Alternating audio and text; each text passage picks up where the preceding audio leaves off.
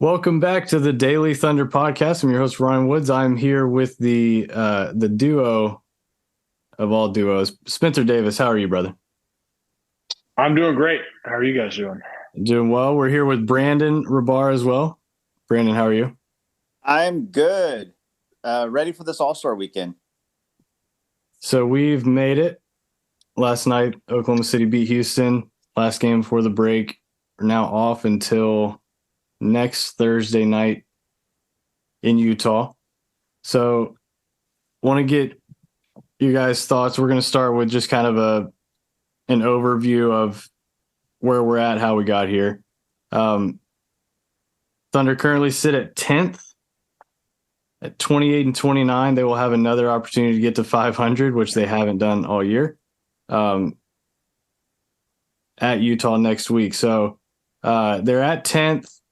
They're just ahead of the Blazers and the Lakers. This time last year, did you guys see the tweets of like the Thunder's record this time last year? Yeah, I saw Royce Young put it out.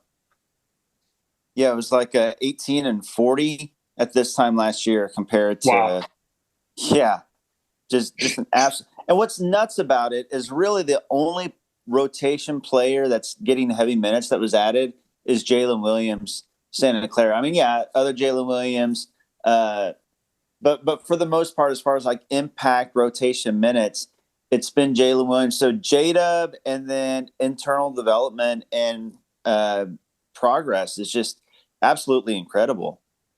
I'll just go ahead and read the rest of that tweet from Royce. 18 and 40 at the break last year, 30th in offensive rating, 8th in defensive rating, with a minus 6.6 net rating, which was 27th in the league. This year, they're 28 and 29, 13th in offensive rating, 10th in defensive rating, and plus 1.5 net rating, which I've seen a plus 1.7. I think that's their point differential. They have the fourth best point differential in the West. Only the Nuggets, Kings, and Grizzlies have a better point differential than the Thunder in the Western Conference right now. Kind of wild. So I'll start with Spencer. What's your biggest takeaway? The biggest thing that stands out to you at this point in the year? The biggest thing I think is probably the emergence of Jalen Williams. He's just been incredible.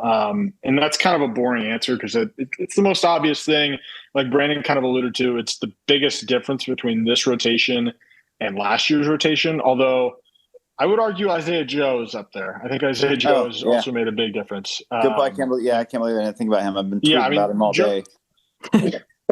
It's all right. He's just the 8th or 9th guy. He's just going to come out and he's just doing his job. But he's been awesome.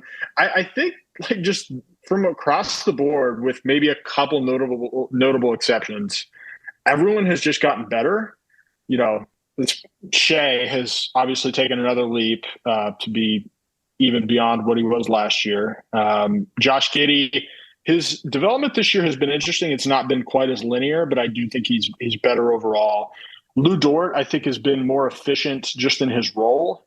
His numbers are a little bit down, or at least his raw numbers are.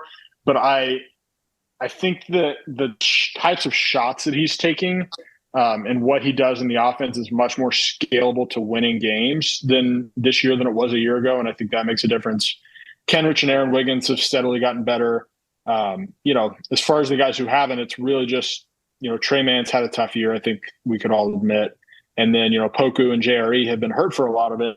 But I think the biggest takeaway is just the overall internal development of this year has been off the charts from what you could expect. And then they just had a home run on Jalen Williams. Brandon, what about you? Would you say that's where you're at, or is there a different one for you? Yeah, I would agree with everything that Spencer just said. That what I would add would just be, and this also seems like a an obvious or boring answer now, but it still should not be overlooked or taken for granted, is Shea's ascension to superstar. I mean, like, coming into the season and then the season before and the season before, the question was, okay, is Shea going to be a star? Can Shea be a 1A? Can Shea be the number one guy on the title team? Is he a number two guy on the title team? Is he a Batman? Is he a Robin? There are all these questions, that everybody knew that Shea was a really good player at one point. Then it seemed like Shea was an all-star player. Then it seemed like Shea could be a special player. But now we're talking about a top 10 player in the league. He's still 24 years old, number 5 scorer in the league. He does it efficiently. He's playing defense. He's doing everything. His entire overall game. And, the number one thing that you want in a rebuild as a young team is a young superstar to build around. It's the hardest thing to find. It's the most important thing to find if you're looking to be a contender down the road.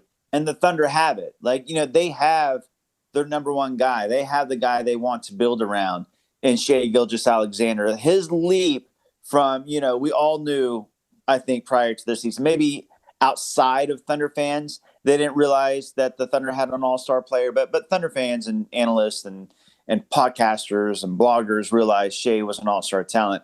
But now we realize he's not just an all-star talent, he's a superstar talent. And that is absolutely huge for this team going forward. Yeah, I was going to say I think the biggest reason why they're where they're at now would be the fact that he seems to have taken that leap into like top 10, top 12 status. And it's hard to be it's hard to be bad. It's hard to not be good even when you've got a top 10, top 12 guy on your team. It's amazing what this team has done being the youngest in the league. And I've been super impressed. I totally agree with you, Spencer, about Jalen. He's become like one of my 4 or 5 favorite Thunder players ever. It's really, really, it's become overwhelming for me personally.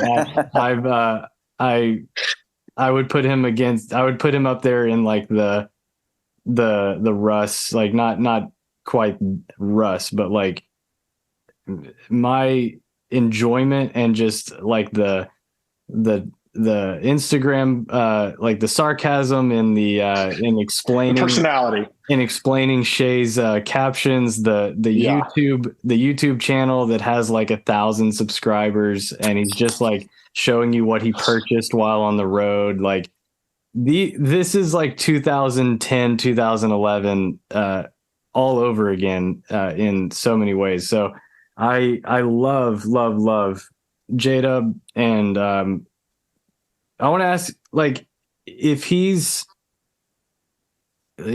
your best player and Chet's your second best player and Jalen's your third best player and Josh is the fourth best player, how good can that team be? Well, okay. So let's say Shea is just like the 10th best player in the NBA, right? Mm-hmm. Where is Chet? Because to me, like, I think the answer to your question depends on how high, or how much of Chet's ceiling he realizes. Because I do think you need 2 top 20 guys, at least 2 top 20, 2 top 15 guys if you're going to really win a title. Although, we'll see. There's some teams this year that may challenge that, like Denver and Memphis don't necessarily have that, and they're both going to be contenders. But I think you need a second guy that can be a top 20-ish guy in the league. If that's Chet, then and Jalen's your third guy, then I think you're really cooking. Do you think Clay was top 20 last year? Well, I think the Warriors are a little bit different just because of one, they have an all-time great player in Steph. I mean, that does tip the scales a little bit in terms of what you need. Mm-hmm. And they also have, 7-8 years of continuity together, or even longer than that, along with Draymond. Andrew Wiggins and Jordan Poole have both been in that system for multiple years. Like that, there's a lot of continuity, with Steve Kerr there as well, just all in the same system. And that's worth a lot. Clay, I don't know, was Clay even, I'm not even sure that I would say Clay was the second best player on that team. But they just have, Draymond wasn't necessarily a top 20 guy last year either.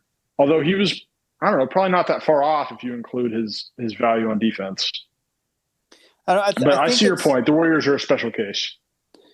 I think that things have changed. I think that's always been kind of the standard that you need 2 top 20 guys. I agree with that. But over the last several years, and if you look at the landscape this year, like not only the Nuggets, obviously, because it's just Jokic. I mean, they have some really good players besides him, and Jamal Murray and Aaron Gordon and Michael Porter Jr., but definitely none top 20. The Grizzlies, you mentioned.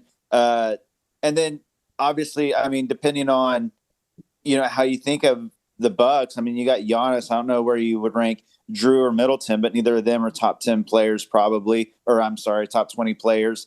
The Celtics, I mean, I don't know if you guys would put Jaylen Brown top 20. I probably wouldn't.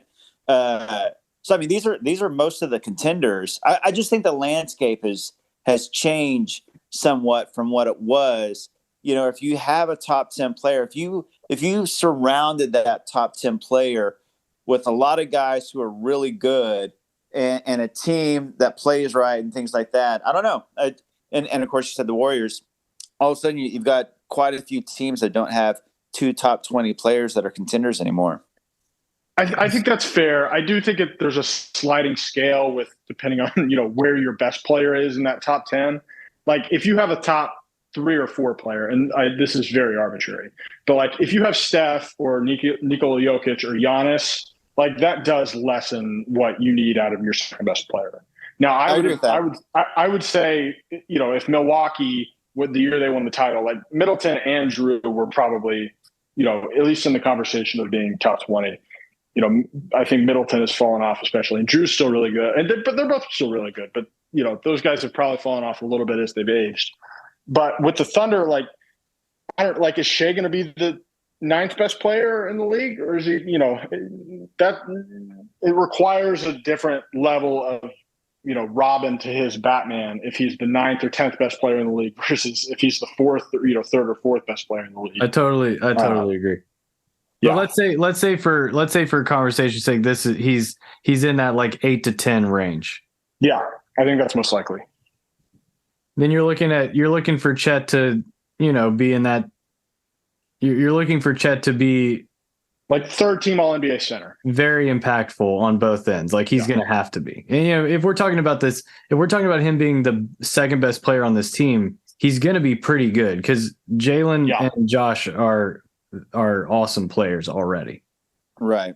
I don't know if there's a ceiling on Jalen Williams right now. What if Chet is Jaren Jackson Jr. to Shea's Jaw? Like, just as a easy comp, young, teams from the Western Conference, Jaw and SGA are comparable.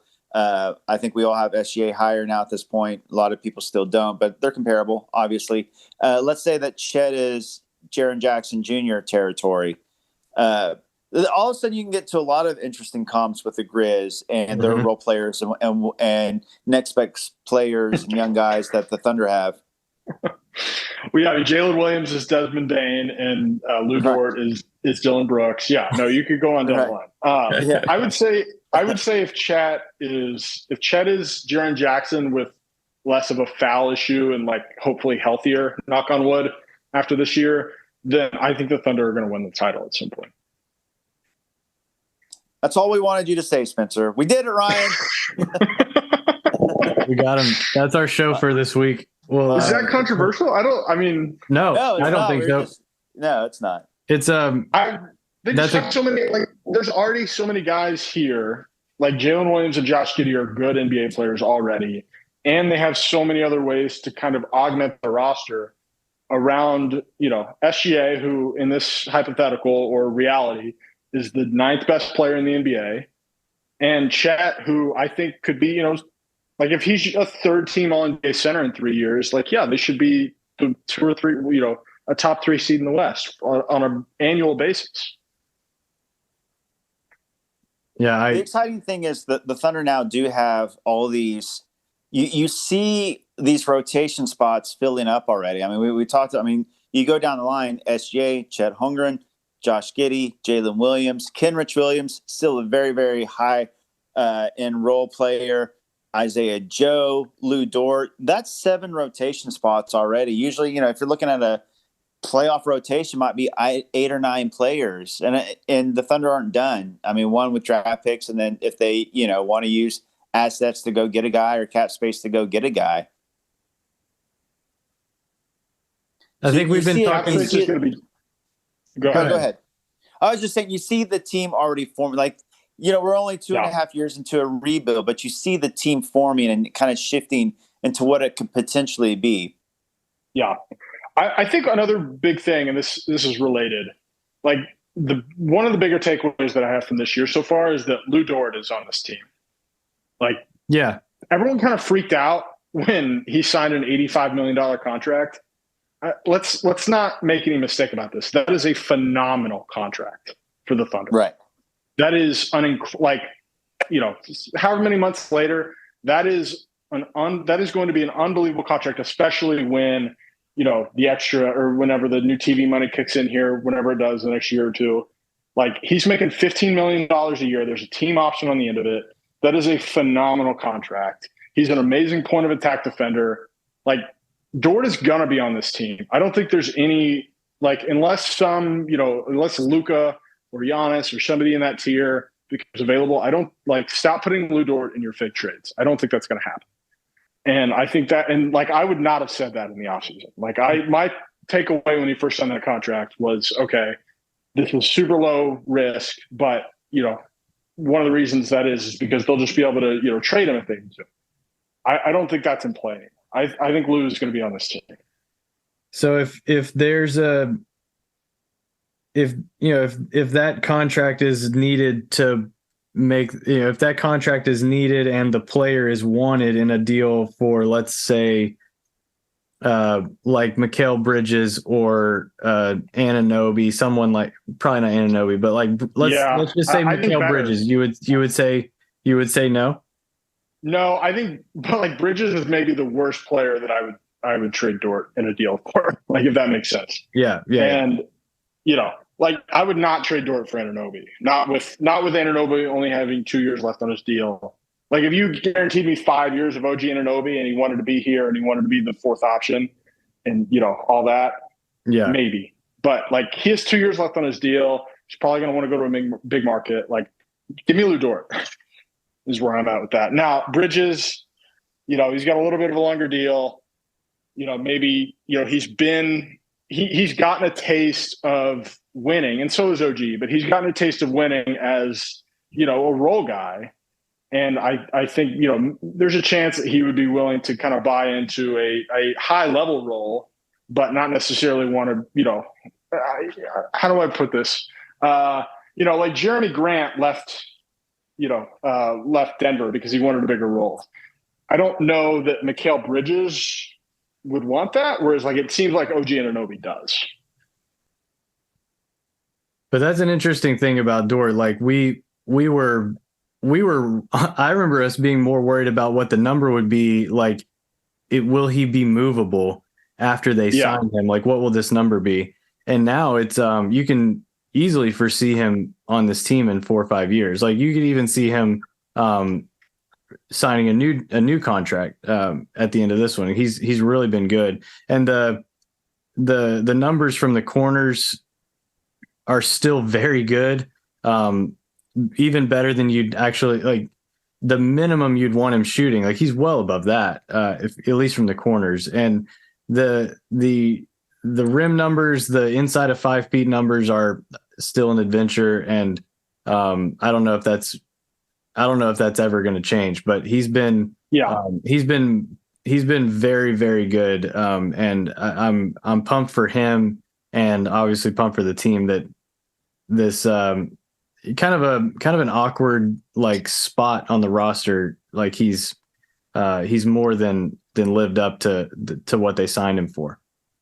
I mean, this is going to be one of the best role player contracts that any contender in the entire league has in 2 years. Yeah. This is a seriously valuable player that is going to be on the team in a couple of years that is, I do think it's interesting to talk about, is he a starter on this team in 2 years? I kind of think yes, mostly because his most valuable attribute is his defense, right? Which you want him guarding the other team's best player. Those players typically start, or they always start. So I think he will end up being a starter, and then maybe you have like a better offensive player that will come in off the bench for him. I don't know how would you guys feel about that? What do you think, Brandon? It's still it's funny because we talked about how you already see the rotation spots filling up and seeing what this team is going to become. But it's still early for me to say whether or not Lou will be a starter when the team is contending or not, just because the only ones I know for sure will be starters are SGA and Chet, if that makes any sense. Josh Giddey. What's that? Jalen Williams? Well, I would think so. I mean, especially the way Jalen Williams is going. But let's say the Thunder, for instance, get Jarris Walker in this draft coming up, right? Well, he's a 4. Like, let's say the Thunder, he either falls to them or they trade up to get him or something. All of a sudden, like, who's the odd man out between Lou Dort, Jarris Walker, Josh Giddey, and Jalen Williams? One of them won't be starting. Exactly. Yeah. So I don't know. Like, that's why I'm saying it's too early to say. Like, they all seem like starters. Lou Dort seems like a starter on this team. Jalen Williams absolutely does. Josh Giddey does. But you get a young 4 that you want to pair in the front court next to Chet. I'm just not sure. Or is Jalen Williams the starting 4 going forward? Because, I mean, his 7'2" wingspan, and it's worked this season. Now imagine putting Chet next to him. Like, it's worked with a small ball 5. Maybe it really works with a legit 5 next to him. I don't know. So that's exactly where I've been the last few days, is like, if they can not just be surviving on defense, but I mean they're above league average without someone like Chet. I don't think they're desperate for a like quote unquote traditional 4, like just a bigger body in that spot. It could be like if they drafted Grady Dick, and that's someone that he's a taller guy. I mean, he's taller than basically anybody that we're starting right now. But I mean, what is he, 6'9"? Like he Josh's size? I think he's 6'8". I'm not sure. I'll look it up on the fly. He's like as tall as Josh. Yeah, he's listed at 6'8", but Josh also pushes 6'9", supposedly too, and I think Grady might end up being the same way.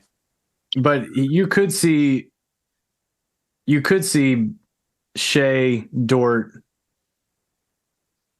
That gets really weird, because if it's Grady and he's really good and like fits the role so perfectly, it could be Dort coming off the bench. What would you guys think about Josh coming off the bench? Because to me, that would be the move. If it's Grady or Jarris or whoever slots in at the 4 with SGA, Dort, and Chet, I think I'd rather have Giddey come off the bench and just be able to roast second units, and he's going to be less of a liability on defense in those lineups. Like, to me, that would be, and then he's just your natural backup point guard. And then when he does play with Shea or some of the other starters, then he can also play off ball, which he's gotten a lot better at this year too. I think that would maybe be more seamless, and that way you don't lose Dort's defense. Yeah, that's what I'm saying. It's so hard to predict because they all feel like starters, and they've all been kind of given. They seem like incumbent starters going forward because they've been starters pretty much since they've been here. So, and Chet's gonna be a starter. I mean, obviously, there's no doubt. If he does, then this whole thing is getting set back another 5 years. Yeah. So I'm just saying, like, it wouldn't surprise me if any of them become, the bench guy. But here's the thing also, it sounds funny to say, but I wouldn't be surprised if all 5 starters plus the first guy off the bench get basically starter minutes. We've seen with Martin Daigneault, he's not afraid to switch things up. He's not afraid to, swap guys in and out of starting lineups or in and out of rotations. And I wouldn't be surprised if, even if it's the first guy coming off the bench, if he's getting 32 minutes a night, whoever that is, they're all going to play a big, big role. In whatever pecking order right now, it's SGA, Chet, Jalen Williams, Josh Giddey, Lou Dort, and then hopefully whoever they draft this season. And then we haven't even talked about Ousmane Dieng and what he could be, or Poku was looking really good beforehand. And, there's all these other guys too that could potentially be, Jalen Williams, Arkansas has looked good in his role. But it's so interesting because you got guys like JRE and J Will who look really good in the roles, but I think they're ideal backup, 4 and 5. Mm-hmm. I don't know. It starts to get really fun and interesting, almost like a puzzle when you start to try to figure out future rotations and slot in a high lottery pick again, and slot in maybe a guy that they go and trade for or sign in free agency to supplement the young guys.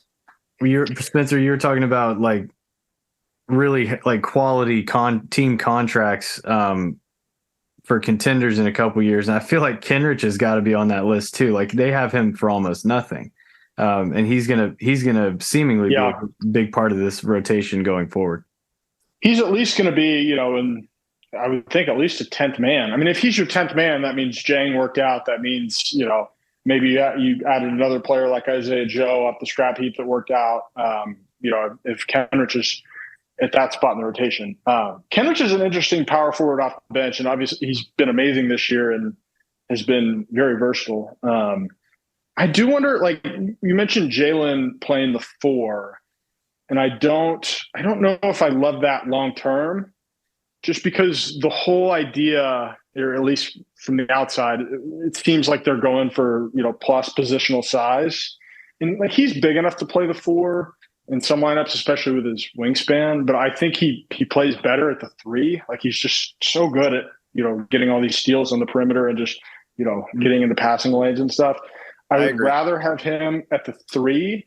Agreed. I mean, in a perfect world, Ousmane Dieng is your starting 4 long term. We're obviously a long way away from that, and I'd be curious to hear what you guys think about how his season has gone, because I'm a little bit worried about how the fan base is going to react next year to him getting, like, they're going to play him next year. Like, he's going to get a lot of minutes. He's going to get every opportunity as long as he's healthy to make an impact and, show that he's grown a lot next year. And even if that comes at the expense of, winning a couple games that they otherwise, or losing a couple games that they otherwise would have won next year, I think he's going to get a real shot. And I'm a little bit worried about how, just the general fan base expectations are going to be for his development path. Do you think that would deter them from drafting someone like Jarris Walker if it's like no? Okay. No, because like they're so different. Like theoretically, they both play the 4, but like they could coexist. Like you could slot Dieng down to the 3. Like if he turns out to be amazing, like he's quick twitch enough to play the 3, and also Jarris is big enough that he could play some backup 5. Like he could end up you could stagger him at center in some line and play small ball 5 when Chet is resting. So no, I don't think so.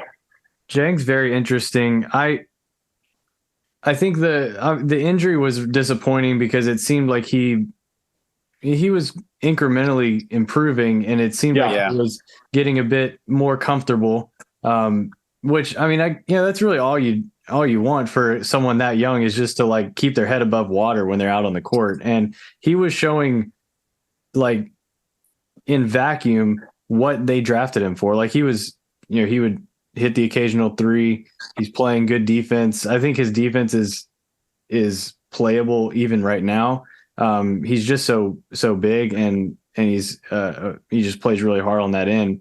The offensive side of the ball, I think, is just with how much movement these players, have each time they're on the floor. Like the ball is just constantly moving. The players are constantly moving. And I think that's been a big adjustment. It looks like he's just thinking a lot when he's out there, especially on offense. And that's to be expected. but it seemed like leading up to the wrist injury that it was starting to like look less foreign to him. And so I think you're exactly right. Like the fan base is going to have to like kind of recalibrate when it comes to him, because in the same way with Poku, like they gave up stuff for him. They're going to give him all the time in the world, and they're going to be very patient with him. And I think it's going to end up being worth it, especially in Jang's case, because the frame is there, the shot mechanically is there. It's just going to be a matter of time on the floor and opportunity. And I think a lot of it is going to come when he's playing with like the theoretical starting unit. If you're going to play him with Shea and Jalen and Josh and Chet, if he's your fifth guy in a lineup like that, he's not going to be asked to do a whole lot, and things are going to come very easy to him because the attention is elsewhere. So I think he could have a really strong start to the year next year while Chet is out there figuring it out. Jang could all of a sudden look very, very different and much improved. I do wonder if, like, I think they're going to run a little bit of a different defensive scheme next year with having Chet, like an actual rim protector, which may have some growing pains next year, but will be better long term. In what way do you mean?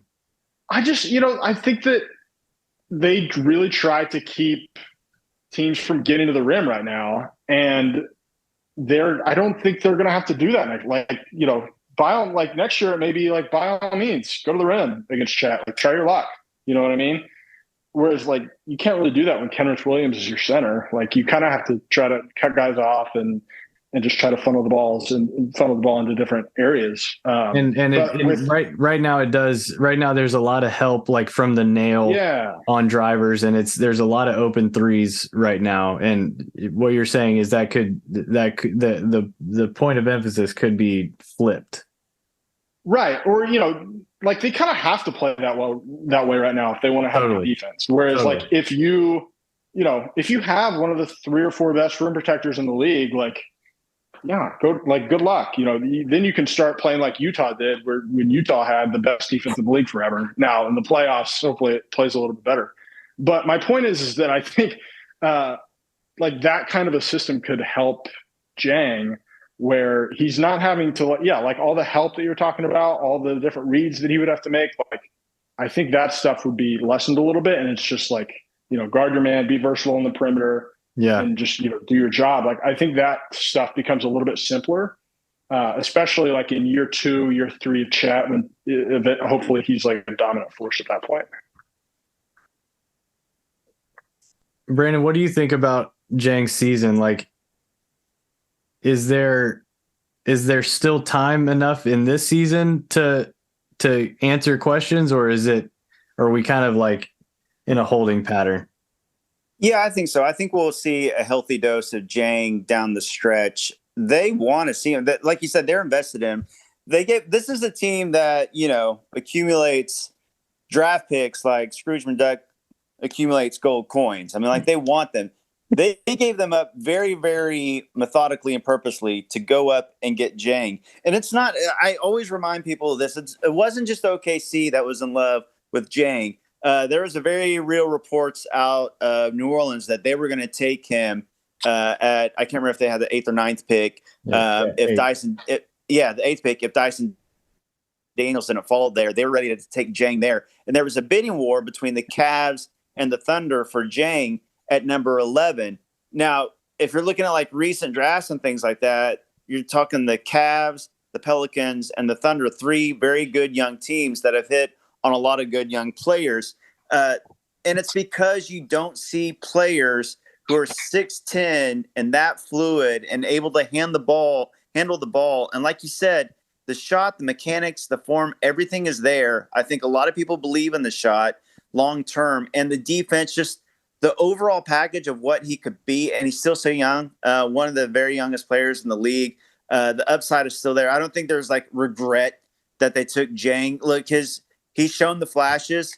His season has been so choppy because of, in and out of the G League or up with the Thunder, and then injuries. And just like you said, as he was showing progress and development, then he gets hurt, goes down. But he's looked really good in the G League. I mean, he's had some really dominant games, and then he's had some really solid games with the Thunder.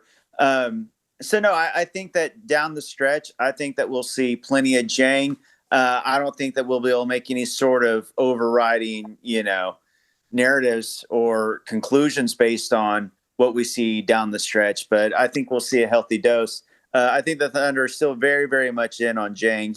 He's a point guard for like most of his life. That's why he's able to handle the way he's able to handle. Then he grew from like 6'1" to 6'10" over, like a year. And the Thunder have been in on him for years. They have been scouting him for years. So no, there's a lot of belief in Ousmane Dieng. He's got to get more physical, right? He does. And that's like he's got to be able to use that handle in a way that, like we saw it in summer league and even in preseason. Like he can get to a step back sometimes. And I'm sure I'm not out here crunching G League tape, but I'm sure he's taking step backs in the G League, and he can do that. But he's got like on an NBA floor with his role, he's got to be able to be as physical as Josh is, right? Like theoretically, he should be just as good or even better because he's more athletic and more smooth as a mover than Josh is at getting to the rim. And Josh does a great job of that. Now Josh has other areas he can improve too with that, like getting, drawing more free throws and things like that. So there's levels to this, but I think Jang needs to get into the weight room, and I think he will. He should have a big summer. And then, hopefully he just takes off next year or in year 3. I think that is absolutely the last thing I'll say is that is the big next step for him is getting more physical. I think a lot of it's because he's been a point guard all his life and he doesn't realize how big he is. Once he, gets that confident, gets a little bit more weight on him, he's not afraid to go to the rim.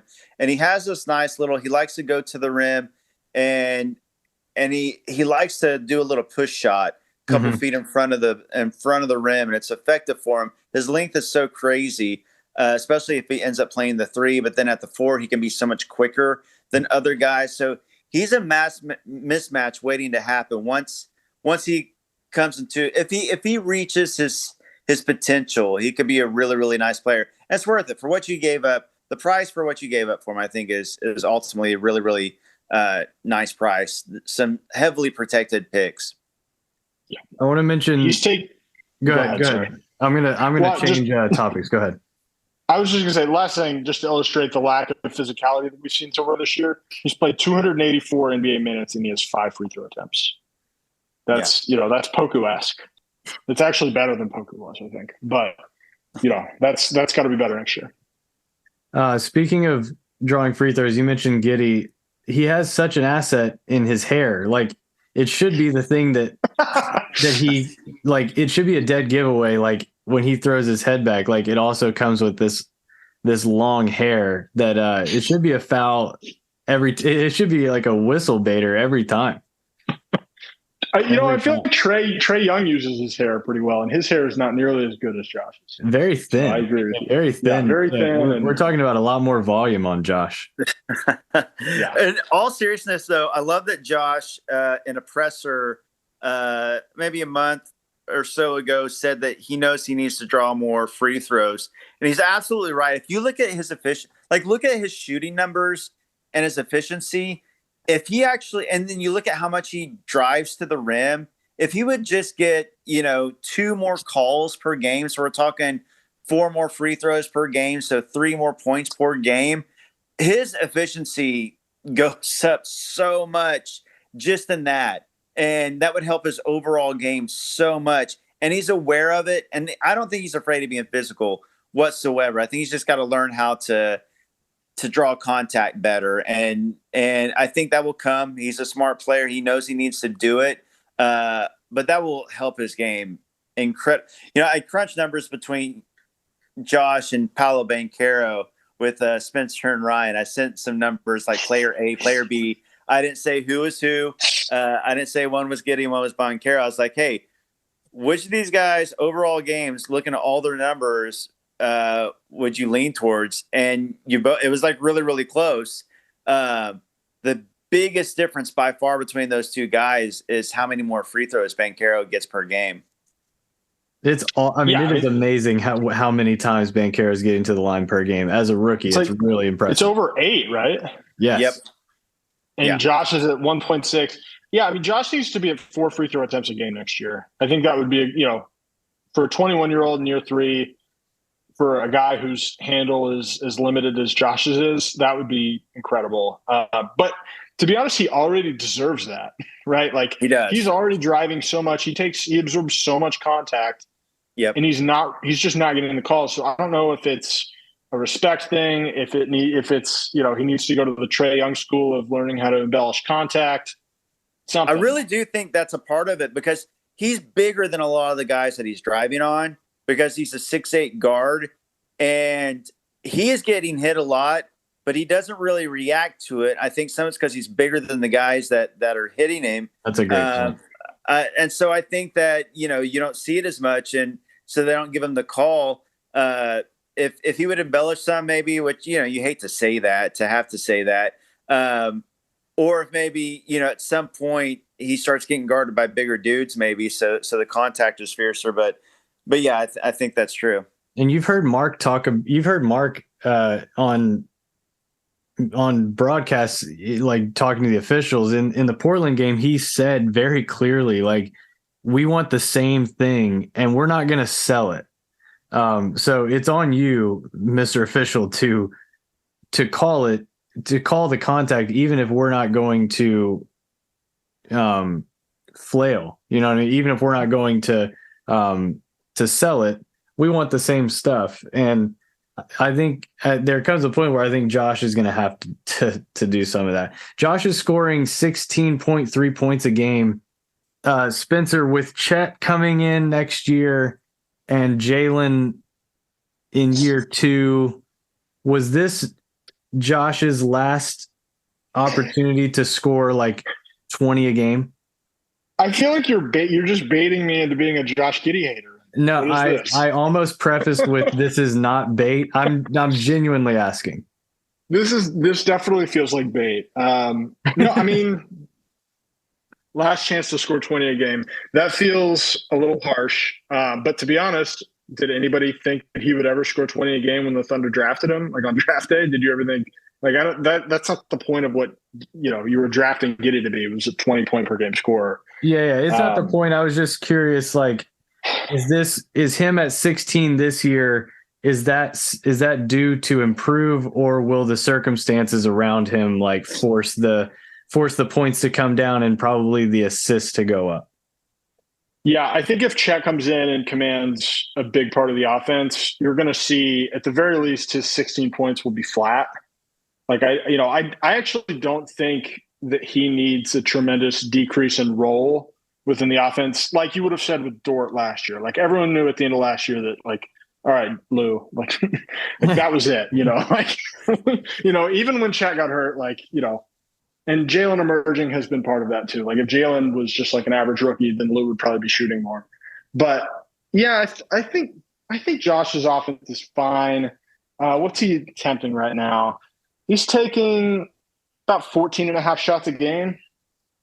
It feels maybe a little high, at least until he gets, a little bit more efficient. But, it's just going to depend on, at least for next year, I think it's going to depend on, how ready Chet is to be a force on the offensive end, which I think is up for debate. I know that we all get excited and watch the Summer League highlights every 3 weeks. And I just think it's going to be so easy. Like, I don't think it's going to be a whole lot of work in that this team is already full of guys that get in the lane and draw a second guy.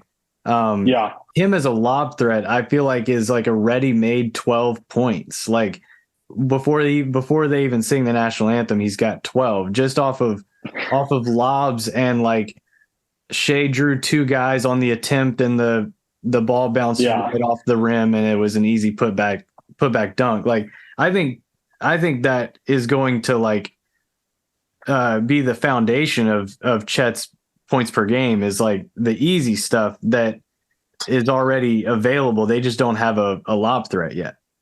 And then he also shot 40% from three in college too. So I mean, he's got the whole pick and pop outlet guy going on too. Like he's trailer. Oh, he loves shooting as a trailer.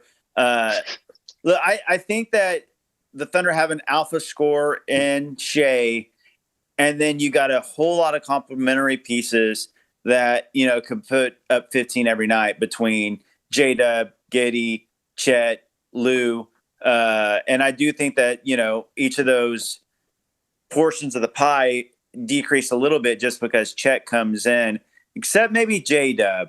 He scores so efficiently, and if anything, you can make the argument he's going to get better and better, and he's going to deserve maybe even more of the pie.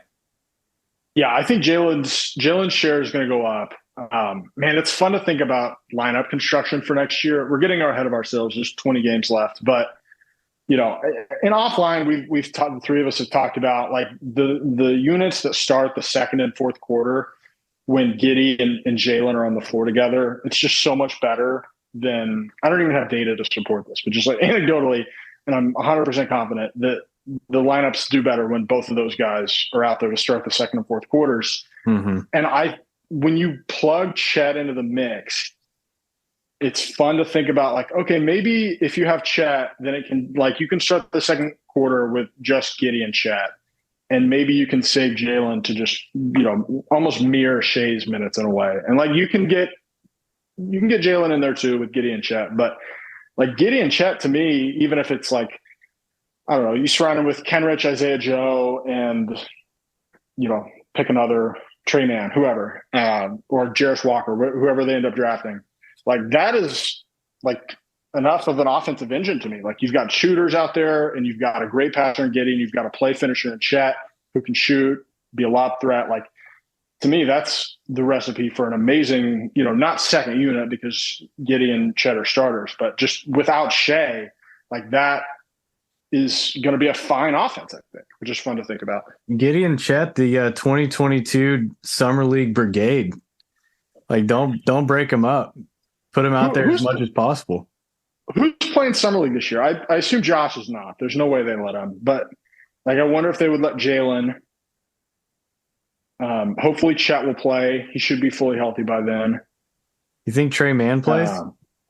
Yes. And I think hopefully the rookie. Hopefully the rookie. The rookie, and then Jang will play. Yeah, Jang will play. Another fun Summer League team. Yeah, Jay will play. Yeah. But before we get into Trey Man, this is bait, Spencer. Josh has played 106 games in his career. He's averaging 14.3 points, 7.8 rebounds, 6.1 assists. As the sixth pick in the draft, are you signing up for that through 100 games? Yeah. No, like Giddey has hit the benchmarks. Like he is not, how do I put it? Like he's not like a loud player in terms of how good he is. But like I think pretty much everyone agrees he's good. Now the bad thing is that his mistakes are loud because he does, you know, he makes some reckless passes at times because he can, and he can hit really good ones. And he just kind of like, he just looks kind of unathletic. At least relative to other NBA players. And I think that, you know, it's loud, right? Whenever he makes a mistake, falling over himself or whatever. But like, if you're upset with how Giddey's season has gone, like, I don't think you're looking at the right things. Like he's been better than I thought he would be this year. And he's especially better than like the first 10 games of the year were pretty rough. And maybe the last 10 haven't been quite as good as it was in the middle. Like his 3-point shot is still a ways away. But I think defensively he's been better than most people could have expected given what his frame and athletic limitations are. Like he's going to be fine on defense. So overall, I think it's like there's no one that was taken after him that I would rather have it. One of my favorite tweets of the NBA season so far from Ben Pfeiffer: Josh Giddey is going to be so damn good once he can touch his toes. Yeah, he just his we've talked about this. His hips are really high. It's just, it's an issue that he has done an amazing job of overcoming. He does But a he great doesn't. job mitigating that Yeah, like glaring like thing. like a year ago, I thought like, okay, this guy's never going to be able to drive from being flat-footed, and like he does that all the time now. Like it's not the most efficient thing in the world, but he doesn't need a running head start to get to the rim every single time like he did last year. Like that's growth. And the Now, handle has gotten like marginally better, and he's just so much more physical.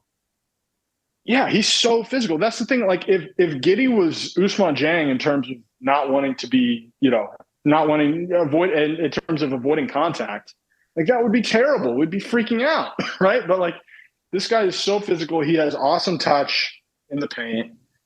Like I just think it's going to work out, even if it's uglier than we would like it to be, if that makes sense, or uglier than like any player has made it work before at that level. Like I can't think of it, not in terms of what he looks like, but just in terms of what his game is. Like it's not the most aesthetically pleasing thing in the world unless he's like whipping one-handed passes. Like that's about the only aesthetically pleasing thing that he does. But it pretty much works. The shot, I think, has a ways to go still. People got excited about a month ago because he was hitting like 40% for 15 games or whatever. That was, I don't want to call it fool's gold, but he was not drilled. Like those were all just spot ups and it was a small sample, and that has come back down to earth. But I think long term, I still kind of think he can figure that out too. It's just going to take a while. It was progress as promised, Spencer. Yeah. Yeah. I think you could say that. I think he's 20, guys. Like, Yeah. like I think that, like, what is he, Brandon Miller's age? I mean, he's maybe a little older than Brandon Miller, but he could very easily be in this draft, like with what his age is. Switching players, Brandon, Trey Mann, 111 regular season games. What would you guess his 3-point percentage career is right now? Oh, take a shot before you do that. Well, I know that last year, off the top of my head, it was 36%, and this year I think he's at like 31%. So I guess he's around 30. He's probably taken, I'll say he's right about 33.3 ish, like one third of his threes. Brandon's very good at this game. Very good at this game. 33.8. 33.8. Yeah. I study this team 24/7. Like I'm such a nerd, like with these numbers in my head. The Trey Mann thing is so fascinating because he was legitimately really good 3-point shooter last year. I know 36% is just a little bit above league average, but if you remember, he was a rookie, on a team that was tanking last year, and he took a lot of difficult ones between all his step backs and off the dribble and how deep he takes so many threes and he hit such a nice percentage, and he had just those games and those quarters where he would just take over. We still see that in flashes this season, just not nearly as often. It's really hard to explain, honestly, the drop-off in the 3-point percentage. And really, if he was hitting 36% from three this year, everybody be happy with Trey Mann right now. I think that the other things in his game, he's finished at the rim. I haven't looked up the numbers recently, so I could be off, but it feels like he finishes a little bit better at the rim this year than he did last year.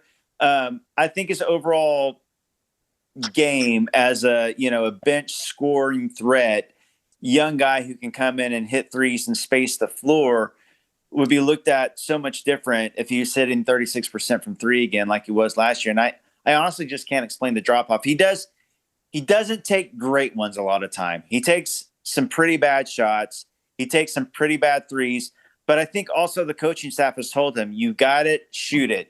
We want you to go out there and get your shots up. Now, has he taken that to maybe another level, and maybe he still needs to be a little bit more selective? Maybe, yeah. And Brandon, to that point, I think he passes up some of his best looks. Yeah, right. I think he gets in his head like, well, I missed the last one, and it wasn't a very good one. Like it wasn't a high quality look. Like I forced it. and then they create for him a very good look, and he won't shoot it. And so that's been like a head scratcher for me, is like he's like kind of taking the ones you don't want him to and not taking the ones you wish he would. Right. No, that's a good point. The shot selection is big. Like, just learning when to take them, the good ones and the bad ones. Also, I think maybe as beautiful and smooth as a step back is, because it is, and when it goes in, I mean, like, it's the prettiest looking shot, one of in the NBA. But I think he almost uses it as a crutch now. Like, a lot of times it'd be a better, more efficient shot if he would just take a regular set 3-point shot. And a lot of times he wants to get to a step back. It feels like. Yeah, I agree. And I think his percentage again would be higher if he cut that out. Like we saw with Shea last year, like him working through that step back that he was doing. When it went in, it was amazing, but it just wasn't a very efficient shot. And he has pretty much cut that out of his game entirely. And his percentages every year besides last year from 3-point, and then again this year, have been so much better than they were last year. And the only real difference is he's not doing that sidestep shot anymore. So I think that for Trey, I don't think that he forgot how to shoot. He was drafted as a shooter. He's a great shooter, in high school and at Florida. I think he can still shoot. I think a lot of it really is shot selection. Spencer, you want to take a whack at Trey Man? I'm worried, guys. So on one hand, I really like that he is such a stylistic contrast to everything else on this team. Like, he is, in terms of creating your own shot, he's the second best guy on this team right now behind Shea. Like, I don't like, as good as Jalen and Josh have been, like, space creation, like, it's Trey. But he takes up so many dribbles, and like the way that like he can manipulate a defense is just so much different than the way that like Isaiah Joe can manipulate a defense by just moving around the arc and finding an open pocket to get a shot off. Like, and to me, the way that Isaiah Joe gets open threes is so much more scalable than what Trey Man does. That's not to say that what Trey Man does isn't valuable, because it's nice to have a guy off the bench that can create his own shot with 8 seconds left on the shot clock. Like, I think that has a place on this roster. And like, if we didn't have that, I think we'd be trying to find a way to get it. So with that being said, like, he just needs to make more shots, which is really stupid, it's really obvious thing to say. But like, so stylistically, I'm worried, but the biggest thing is the shots just have to go in. Like, he just has to find a way to get in a rhythm more often.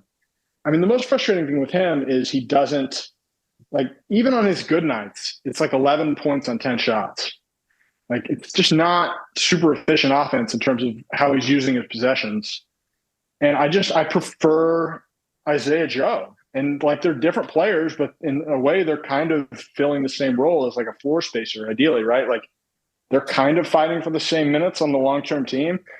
And I just prefer the way that Joe manipulates the defense, makes the defense work. He's so good at moving off the ball. Like, the way Isaiah Joe is able to move within a possession to find an open shot is amazing. And he's pretty good on the ball. Like, he's got some wiggle on the ball. He doesn't do a ton. He's certainly not as good as Trey is, but he can dribble a little bit.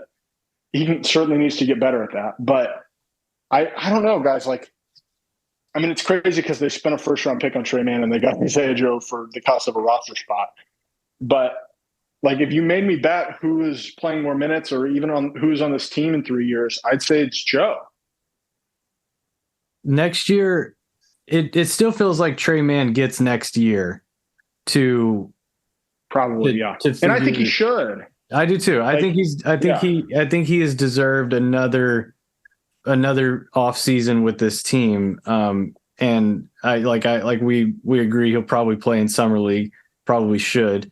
And yeah, I think he's deserved next year, and he's gonna have to produce, because I think there are going to be more mouths to feed, like more deserving mouths to feed. I don't think he's going to be able to just like move up and down from the G League and then come back and just slide back in and get minutes. I think it's a kind of do your business or get off the pot type of deal Now, for him next year. I will say, like, I would certainly listen because he does have a special trait. So, like, even though his shot's not going in, he does have this space creation thing, which is genuinely like whatever percentile it is across the NBA. Like, it's pretty high. So other teams might be interested in him as a trade asset. And if you got, like, if you told me I could move up from the 11th pick to like the 7th pick and I had to give up Trey Mann, like, I'm probably doing. Like, I'm not, I'm not going to cut him or anything. I'm going to, I'm not declining his the last year of his rookie deal option or whatever. But if I could substantially move up in the draft because of the way that Jalen has developed, and you've got Josh and Shea already, like the guard, and shoot, Andrew Wiggins for that matter could end up being a shooting guard on this team long term if you need him to be. Like, I feel pretty good about where the guard spot is. So if you've got a guy in the 6, 7, 8 range and you can move up for him for the cost of Trey Mann, or even Trey Mann and like another, like the Jazz first or whatever, what I would consider a lower value first. Like, I'm probably doing that if you really like the guy that you're trading up for. Isaiah Joe, Brandon, do you feel like he's long for this team? Yes. 100%. I sure hope so. 100%. I get different answers to that question a lot, and I really want to see that guy around for a while. 100%.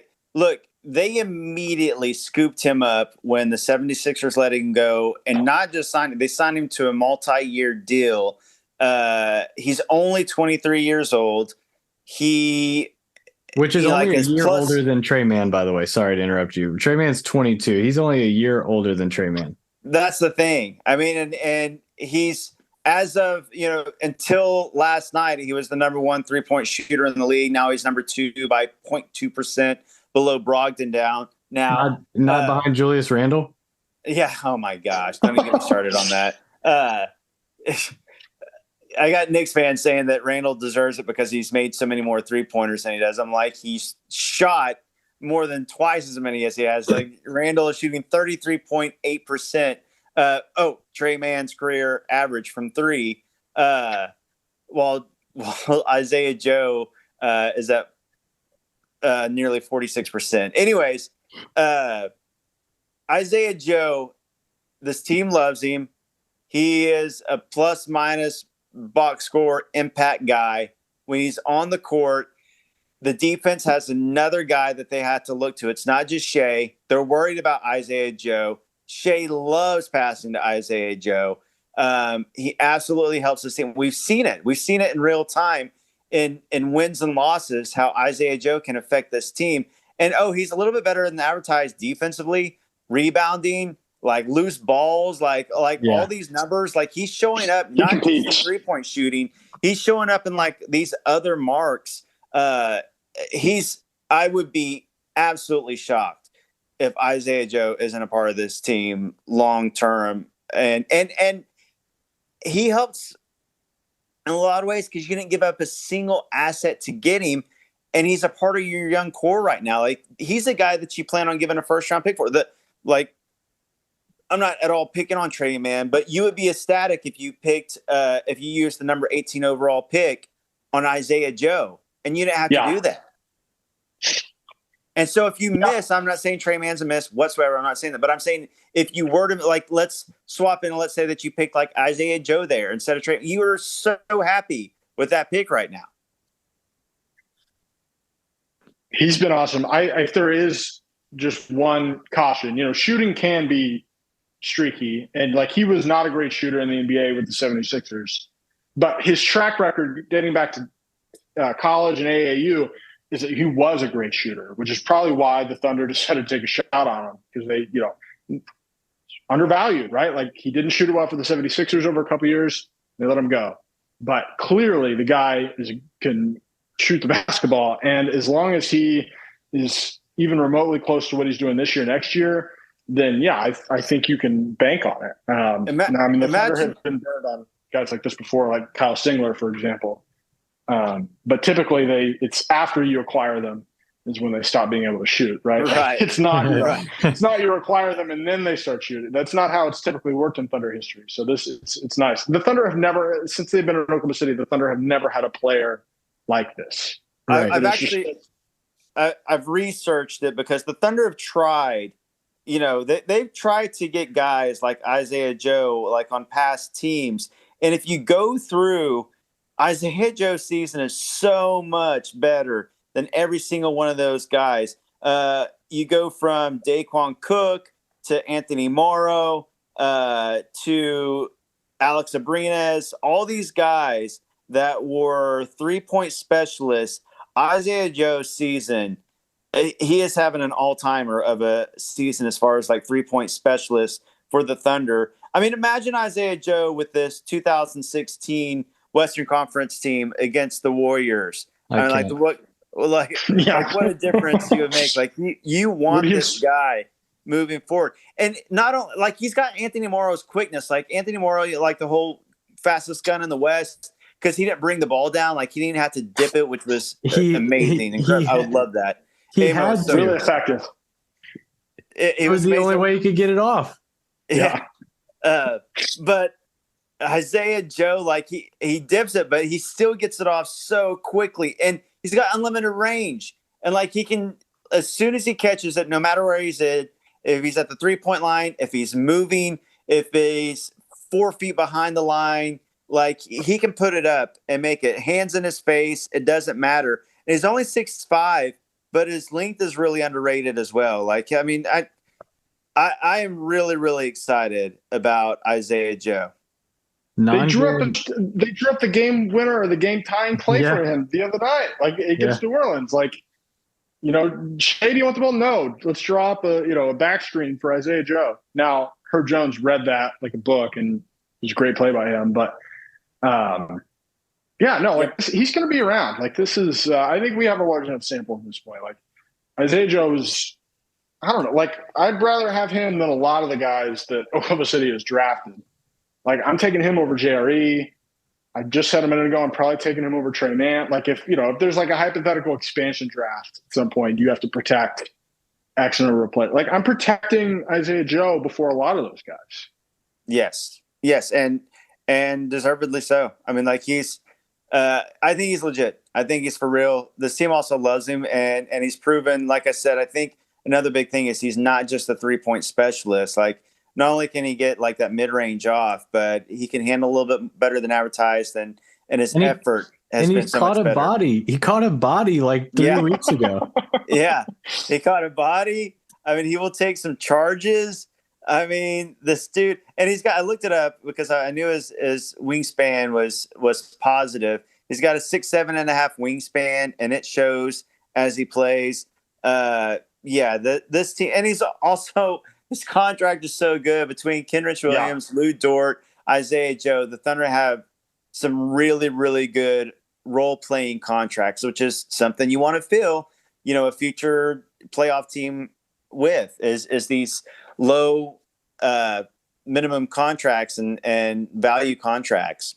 1.9 non-guaranteed next year, and then a team option for 2.1 2024 2025 for 2.1. They will be guaranteeing that next one, and they will picking up that option on that next one.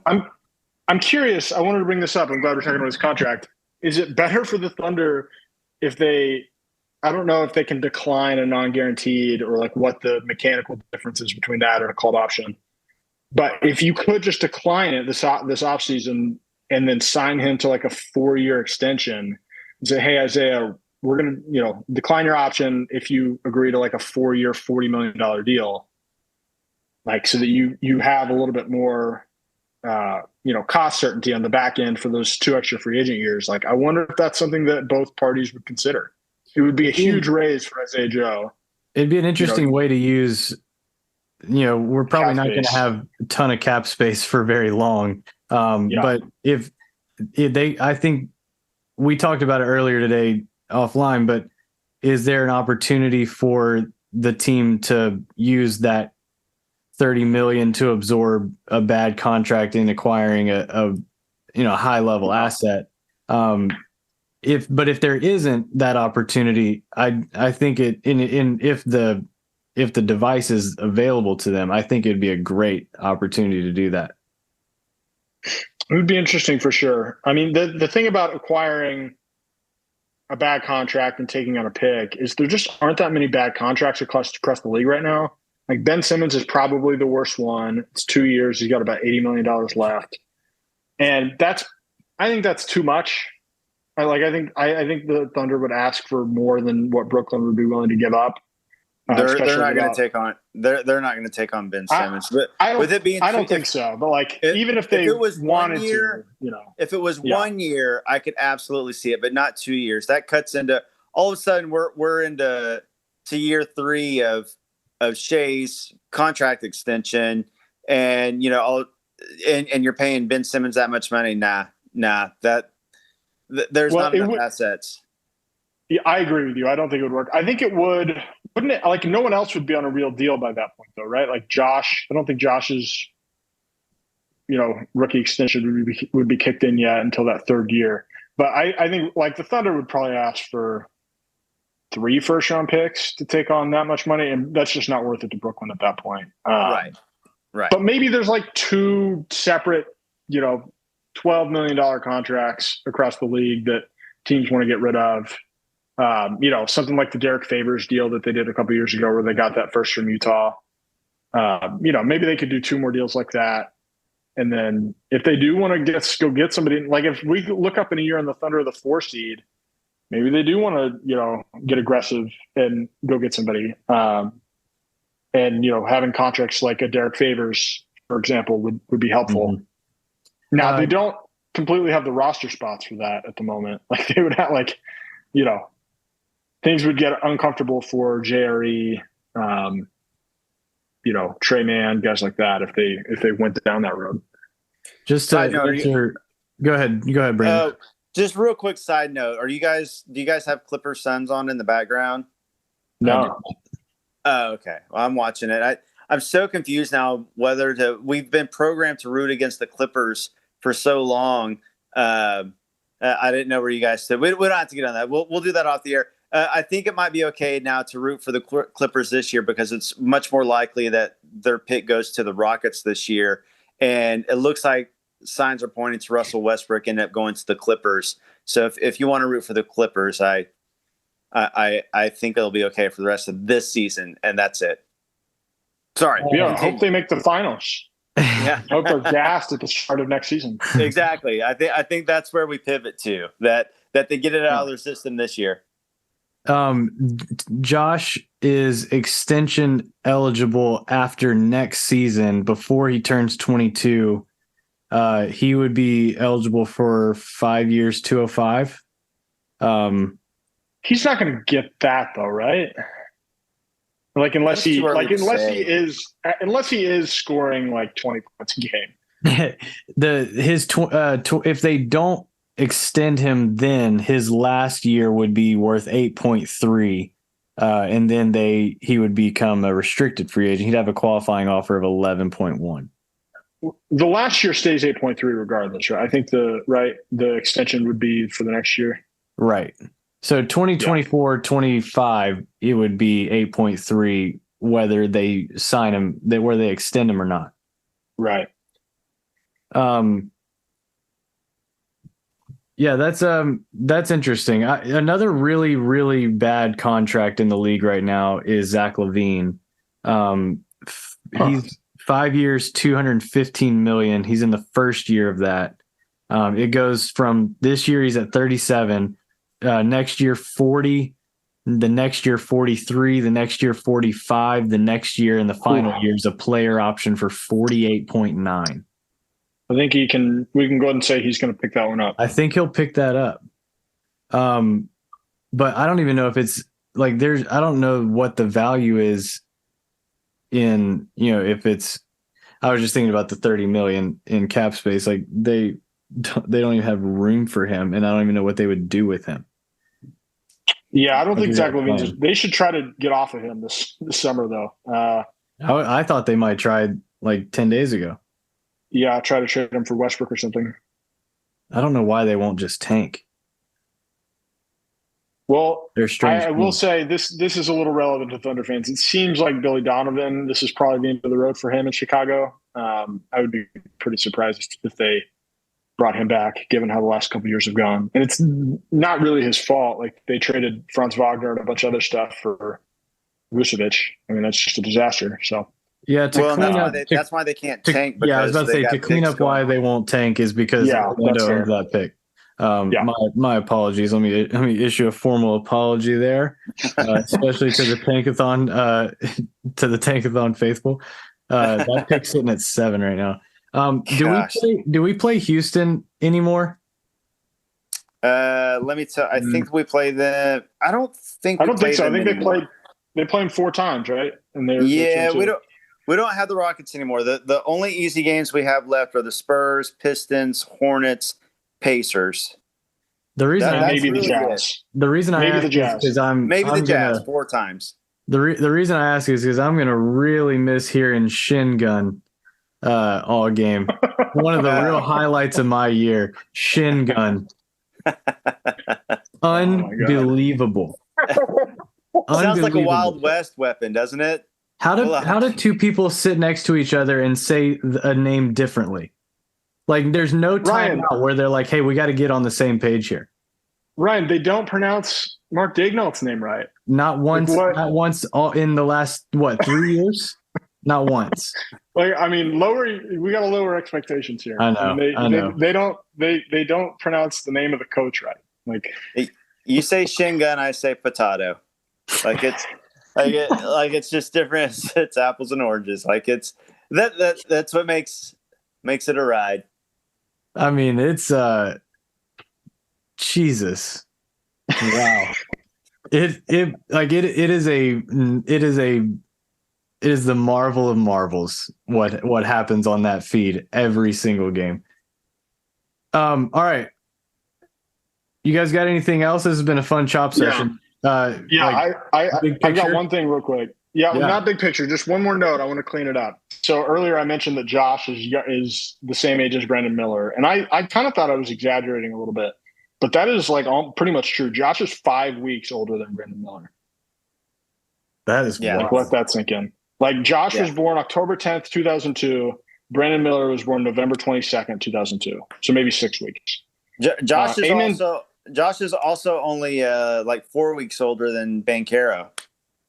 Yeah, Amen Thompson was born in January 30th, 2003. So he's like 3 months older than Amen Thompson, who's going to be the 3rd pick in the draft this year. And Brandon Miller is probably going to be top 6. And so Josh is basically the same age as those guys. And he's going to have 2 years in the league. And yeah, I think Josh's ceiling is higher than what we think it is. Now, the floor, we'll see. We'll see how it plays out. But I'm cautiously optimistic about Giddey's ceiling in terms of his impact on winning. Well, and on that note, Ousmane Dieng is like a year younger than these guys then too. Yeah, but Dieng hasn't been good in the NBA yet, so it's not as exciting. Well, yeah, but that's what I'm saying. But that's why it's hard to draw any conclusions from Dieng yet too. I mean, this dude is younger than very fair than a lot of the dudes are gonna be rookies this year. It's wild how young he is. Poku's probably still like 17, right? Yeah. Dieng and Giddey will both be extension eligible before they turn 22, that's crazy. Wild. I mean, that's nice because that means Giddey's whole rookie max is going to be basically his pre-prime. Pre-prime, yeah. Especially if we go by the rigid standards of prime and pre-prime. Oh, it's too late in the podcast for us to fight about this. Yeah. Next week, right? Next week. Yeah. Yeah. We'll just keep saying that. We'll never really do it, but we'll just keep saying that. It'll be the bit. All right, gentlemen, thank you very much. Enjoy All-Star Weekend. Is there an event that you're most excited about? I'm personally most excited to watch Julius Randle run out of time with a rack left, like a full rack left, and he just the buzzer sounds, and he his money ball rack we haven't even gotten there yet. That's what I'm personally most excited about. Do you guys have an event you're looking forward to most? This is the Rising Stars game, right? Well, you said of course for J-Dub and Giddey, especially being on the same team, it's going to be fun. For me though, the first time in a long time, the thing I'm most looking forward to is the actual game this year. Like, it's been a long time since I've actually looked forward to it. I am really excited to see Shea, just get the flowers he deserves and kudos he deserves, being on that stage and sharing the floor with all those superstars. But also just seeing how he performs. Like Shea, on one end, you can say he is not at all built for the All-Star game because, he's not like highlight dunks and he's not all flash. He's just like smooth, methodical. But on the other end, the one thing that they don't play in the All-Star game is rim protection, paint protection, and that's what he does. Theoretically, he should be able to drive and get a layup every possession if he wants. I'm just really excited to see how he fits in and like how aggressive he is, like scoring. This is the first year I've like remembered before the game starts that they do the Elam ending, and it's made me more.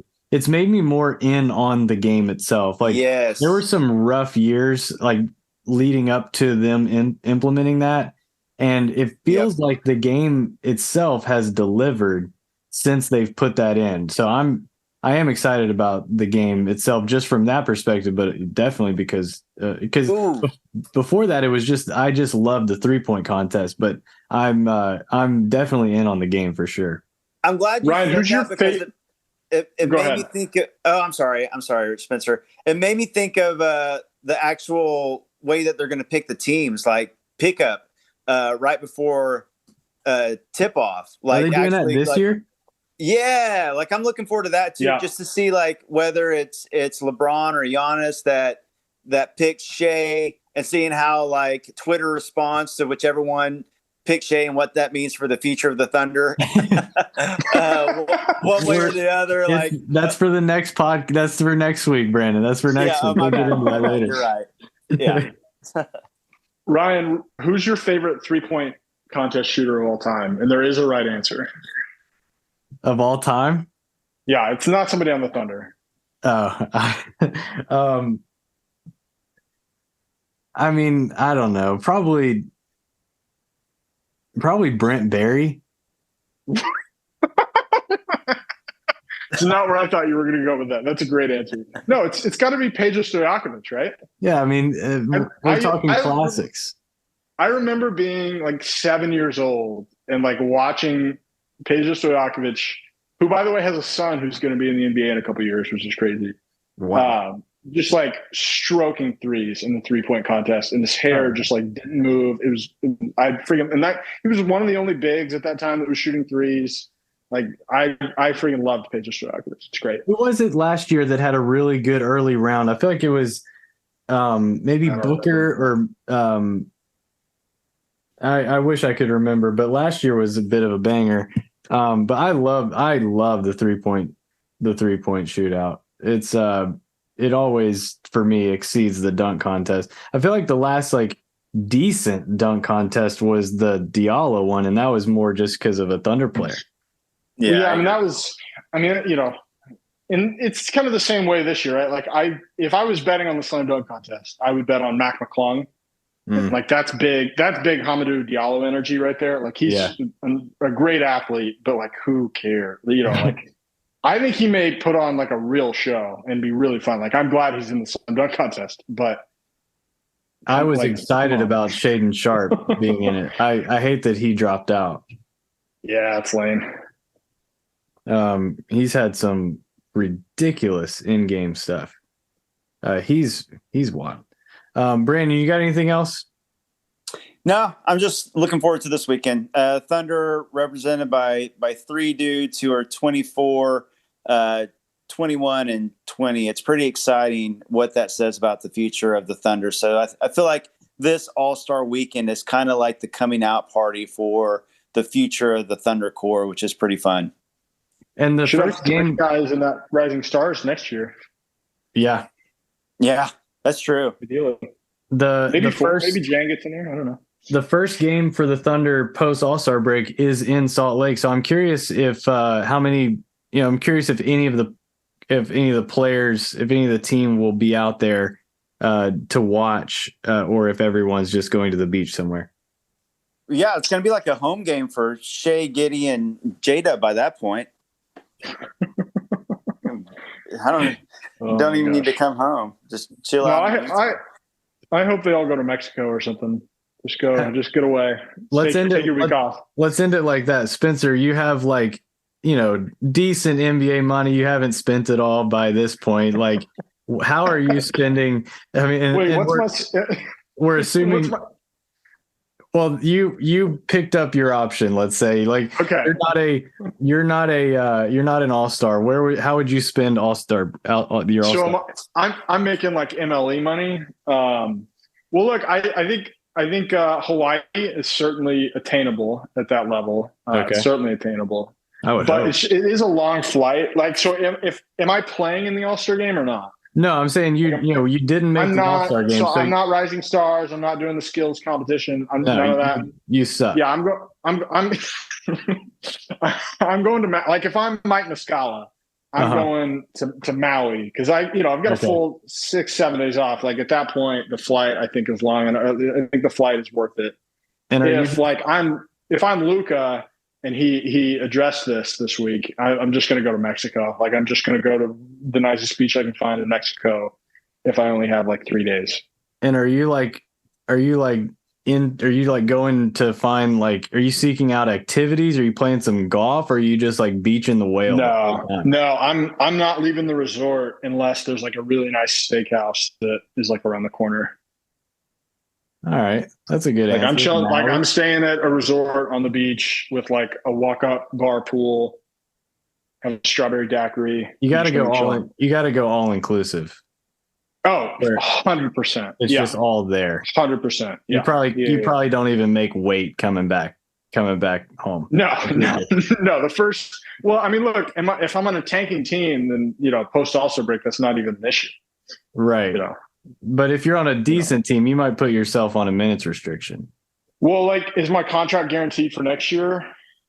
Or is that that's up to you and your agent. I can't speak on those things. Brandon, what about you? How would you spend your All-Star break, assuming that you're a sniper, assuming you didn't get called? You probably led the league. You're probably leading the league and didn't get the call. So how are you spending All-Star break? I'm gonna be honest. I would probably stay at home and catch up on my shows. I got all summer to travel and things like that. We're talking a week. I don't want to to me, traveling is work, the whole, getting on airplanes and getting off and packing and all that stuff. That's not very restful to me. I'd rather just stay at home, watch the movies. And yeah, that's honestly what I would do. Have you guys done the lay flat ever on a plane? Is that a first class? I was going to say that sounds like some first class 1%er stuff. I know nothing about that. I've walked past people who have been like that and been spiteful about it. I would hope that Brandon, you'd use, you would, figure out your travel routine and get yourself a lay flat and, go find yourself some R&R. That's true. Yeah, Brandon, if you've got NBA money, you're not waiting in the TSA line. You don't have to. Travel becomes much less of a pain at that point. Yeah, get on the plane with Spencer and go to Maui.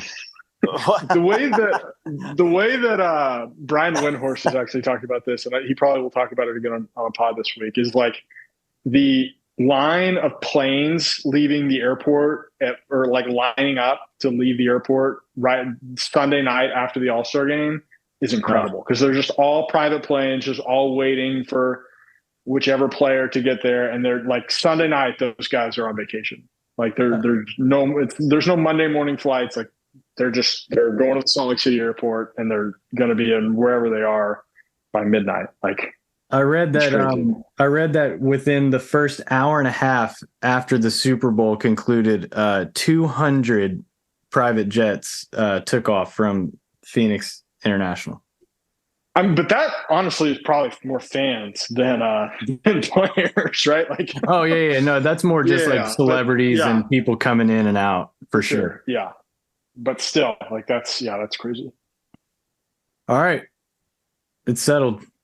Chop session over. We'll talk to you guys in We'll probably hit another one of these after the back-to-back out of the All-Star break, unless something brings us back sooner than that. So enjoy a few days off, take a breath.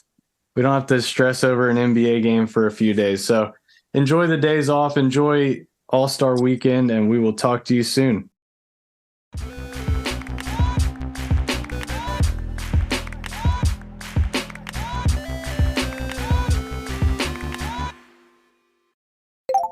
A great way to support Daily Thunder is by visiting one of our partners, Shopgood. Shopgood has you covered on all Thunder-related clothing items, including original and hand-printed shirts, hats, and stickers for both adults and kids. Be sure to check out our Thunder Shield tee, which pays homage to Oklahoma's Native American culture and state flag. To view Daily Thunder's entire catalog at Shopgood, visit shopgoodokc.com/daily-thunder. Thank you for listening to this podcast and for supporting Daily Thunder.